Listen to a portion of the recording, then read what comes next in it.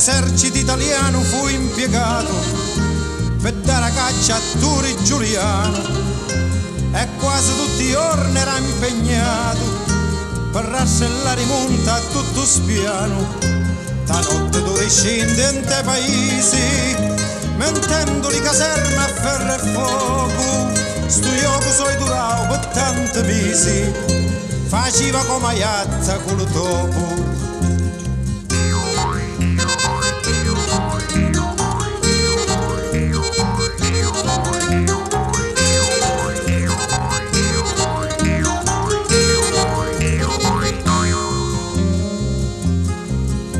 E a legge li studiava tutti quanti, mandando in giro riso confidenti, cercando di incastrare la lubricanti, ma con Torino non ne usciva niente.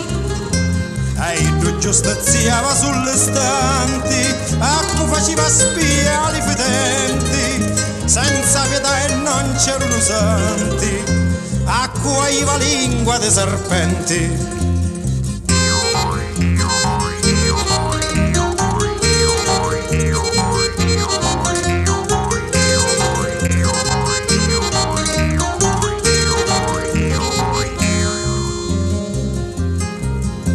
A un certo punto la legge prometteva a libertà picciotti e latitanti, a cui usava l'arma e si arrendiva, da banda sua si presentarono tanti, ma Giuliana aveva un ideale, vedeva la Sicilia indipendente, ma ormai era un uccello senza ali, sempre soggetta a tutti i tradimenti.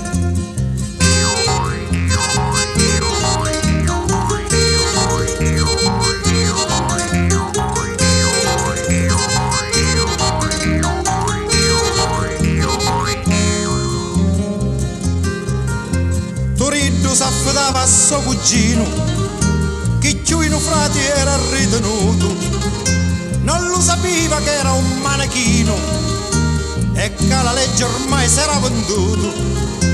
E sull'infamità e sto traditori che con l'inganno di vile carogna to sonno si sparazza i serbatori e si vantava sto soricifogna.